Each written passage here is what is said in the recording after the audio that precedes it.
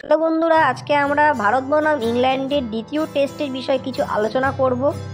অধিনায়ক কেএল রাহুল অর্ধশতরানে দলকে টানছে শ্রেয়সও। তৃতীয় দিনের শুরুতে আউট হয়ে গেছেন শুভমান গিল। একটা ভালো রান করিনি এবং দলকে সহযোগিতাও করিনি। তৃতীয় সেশন শেষ হতেই না হতেই 112 রানে এগিয়ে আছে ভারত। বহু খেলোয়াড়রা শতরানে করতে পারিনি, যেমন কেএল রাহুল, রবীন্দ্র জাদেজা ইত্যাদি। ভারত দ্বিতীয় দিনের তৃতীয় সেশনের পরে 112 রানে লিড নিয়ে রয়েছে। হাতে 6 উইকেট নিয়ে আরও বড় রানের লিডের অপেক্ষায় ভারত রয়েছে।